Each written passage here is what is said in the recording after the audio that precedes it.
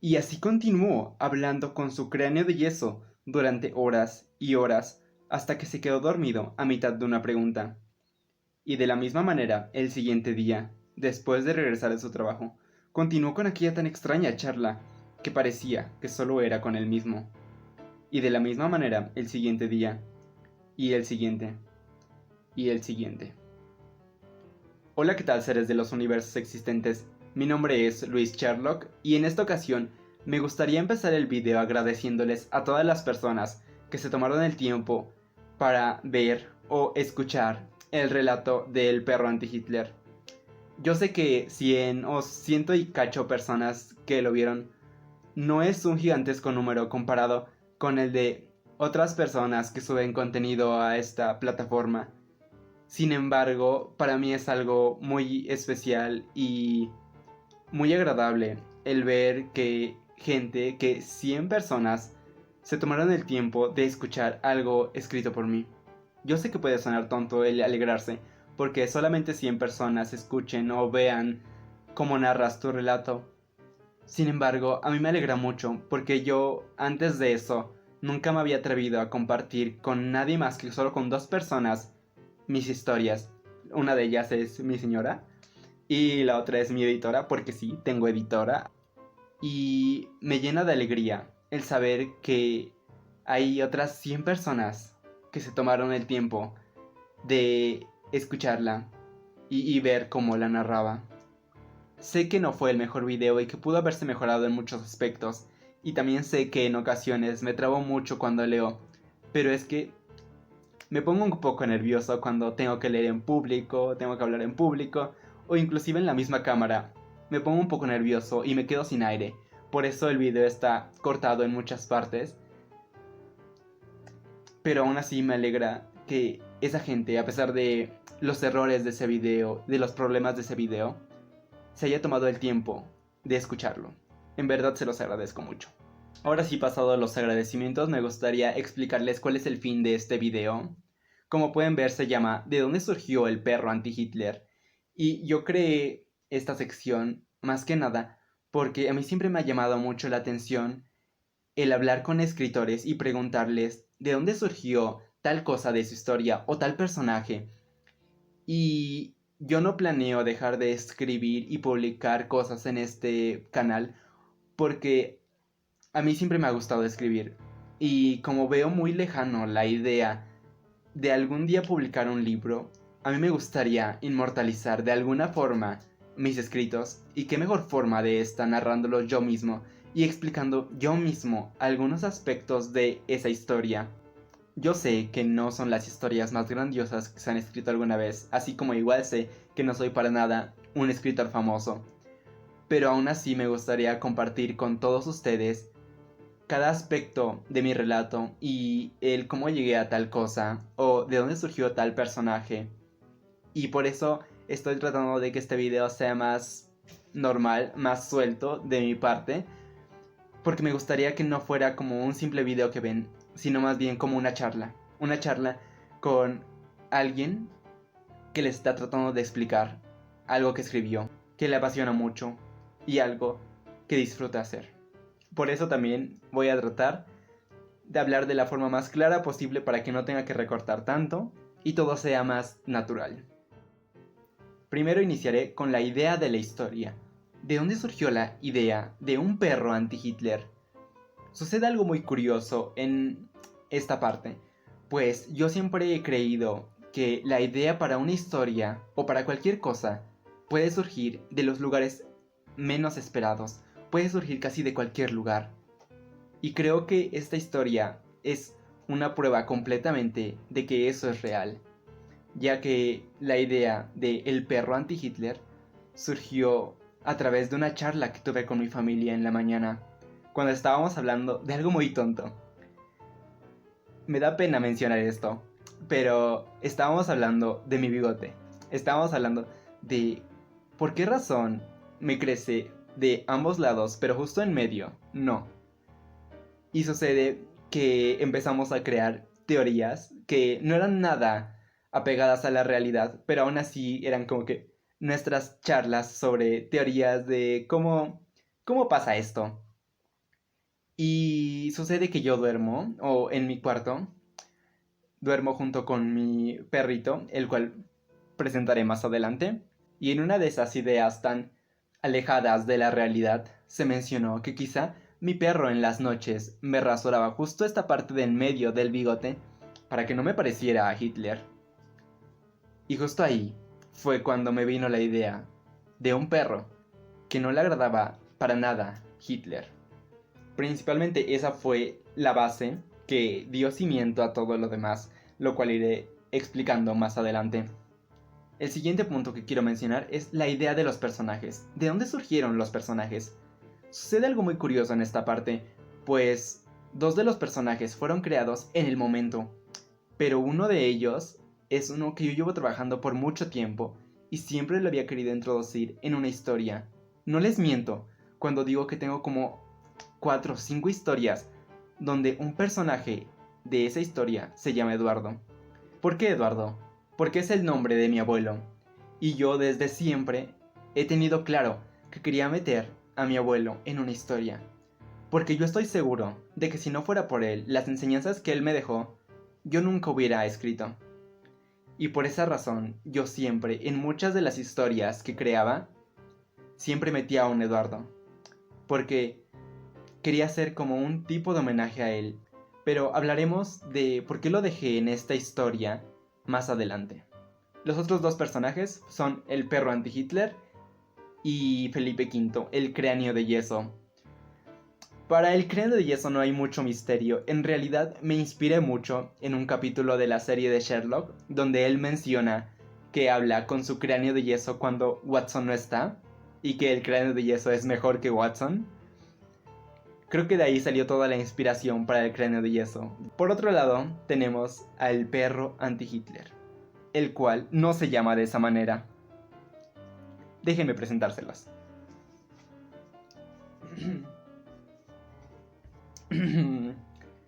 Y aquí está. Como lo mencioné en la primera parte, la idea de la historia surgió debido a que yo duermo con mi perro en el mismo cuarto. Entonces, obviamente, tenía que inspirarme en el mismo perro del que surgió la idea para crear al personaje del perro anti-Hitler, que como digo, no se llama de esa manera, pero eso en un momento lo explicaré. Primero, presento a Newt. Él fue el perro que inspiró, incluso aparece en la portada del video del perro anti-Hitler. De hecho, incluso si prestan mucha atención al video, se puede notar cuando lo describen como un perro pequeño, orejón, color café. Me inspiré completamente en él para crear al personaje del perro anti-Hitler. Si en el momento de escuchar la historia quieren pensar en un personaje y quieren tenerlo más claro que nunca, aquí está. Esta es la cara que tiene el perro anti-Hitler. Eso se los puedo asegurar. Ya, hijo, ya. Vete para allá. Para seguir durmiendo. Pero hay una razón particular por la cual escogí a Eduardo y al perro anti-Hitler como mis primeros protagonistas. Verán, la razón por la cual los escogí es porque no quería que desaparecieran con el tiempo. Sé que son personajes que no voy a olvidar y que en algún momento retomaré en otra historia. No como en otras historias que tengo planeadas para publicar en esta plataforma, que solamente se quedarán en su historia y no habrá más. El perro anti-Hitler y Eduardo, estoy seguro de que no van a ser personajes que mueran con el tiempo. Quizá no regresen muy pronto, porque no tengo planeado por el momento seguir su historia. Pero estoy seguro de que no van a ser personajes que van a desaparecer. En primera, porque el perro anti-Hitler no es un perro cualquiera. Y tengo demasiados planes para el perro anti-Hitler. Y por el otro lado, Eduardo quizá no sea un personaje recurrente, pero también tengo planes para él en otras historias. Y además, ¿cómo decirlo? Eduardo no es solamente Eduardo. No sé si me logro explicar bien. Pero, Eduardo, la especie, la especie a la que pertenece Eduardo, no va a acabar. Les aseguro que en algún momento va a aparecer un poco más de lo que es Eduardo. Porque Eduardo no es tampoco tan humano que digamos. Es terrícola, pertenece a la Tierra, pero no es tan común. No es un humano cualquiera. Es que es como si el perro anti-Hitler fuera mi bebé. Sé que no es la mejor historia, pero yo en verdad metí mucho esfuerzo en esa historia. El perro anti-Hitler es mi bebé, literalmente. Finalmente me gustaría compartir con ustedes algunas curiosidades que encontré del momento en el que creé la historia. Primero, el origen del perro anti-Hitler. El perro anti-Hitler no tenía nada que ver con Hitler. No era un personaje ni de cerca parecido a Newt. Era un personaje más bien parecido a Bills. Porque a mí siempre me han gustado esos personajes que son como criaturas, como animales, pero tienen muchos aspectos humanos. Era muy parecido a Bills, en primer lugar. Después, conforme fue agarrando forma la historia, cambió. De hecho, el perro anti-Hitler llegó a quitarle lugar a él. Porque son dos personajes completamente diferentes. El perro que se parecía mucho a Bills y el perro anti-Hitler. Otra curiosidad es que cuando yo concebí como tal la historia del perro anti-Hitler después de la charla con mi familia, tenía muchos parecidos a Garfield. O sea, en verdad, cuando yo me la planteaba en mi cabeza, porque aún no había escrito nada, tenía demasiado parecido con Garfield. No les miento, yo pensaba en cómo iba a ser la historia y decía, wow, se parece mucho a Garfield. Y de igual forma iba a haber un hombre que tenía su mascota, que era un gato, y que... No, un gato no, un perro, perdón. Y que el perro le hacía mil cosas, entre ellas que leía libros y se enteraba de quién era Hitler y se aterraba y por esa razón rasuraba a su amo. Era una historia completamente diferente, pero conforme fue avanzando, fue tomando una dirección diferente y una forma diferente. Y eso me lleva a la última curiosidad. Yo inicialmente quería que la historia diera un mensaje. Por eso no la dejé mucho que fuera como Garfield, porque no quería solamente que fuera algo un poco infantil. No digo que los cuentos infantiles no puedan dejar un mensaje, pero no quería dejarlo así. No me sentía bien dejándolo que se pareciera mucho a Garfield y que fuera más infantil. Yo quería expresar un mensaje que quizá al final no llegué a mencionar de una buena forma. Sé que hay mejores mensajes, hay mensajes más importantes que quizá deberían de llevarse a través de las historias. A mí siempre me ha fascinado la idea de que a través de una historia, a través de personajes que no se parecen nada a nosotros, se pueda reflexionar sobre la sociedad, tanto lo malo como lo bueno. Y entonces yo quería, a través de mi historia, dar un mensaje. Quizá al final no lo di de la forma adecuada porque me desvié mucho de la historia y le metí mucha ficción, porque a mí me fascina la ficción.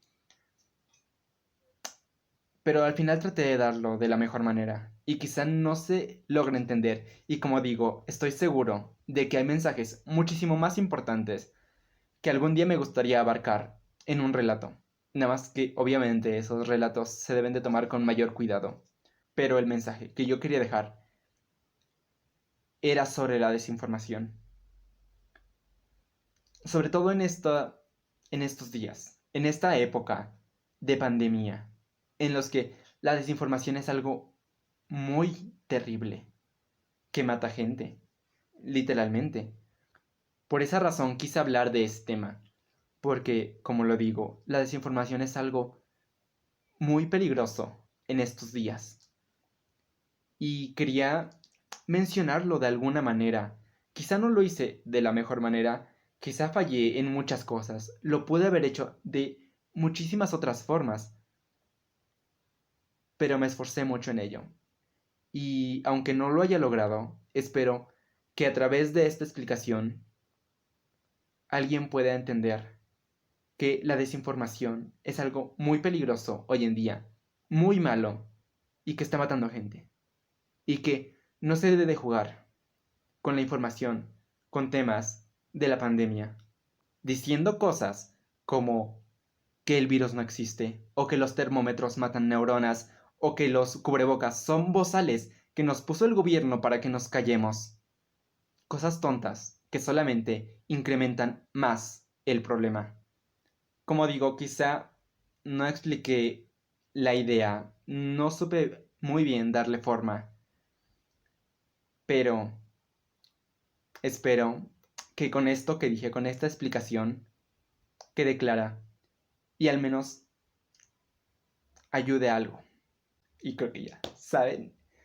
Me puse muy serio al final porque obviamente es un tema serio y no quería tocarlo con aires muy relajados, pero sí, creo que logré explicar todo lo que quería que la gente, quería que ustedes, los que están viendo este video y los que vieron el video del perro anti-Hitler, entendieran cada aspecto del relato, como sus personajes, su idea y todo eso, como la idea que quería dejar.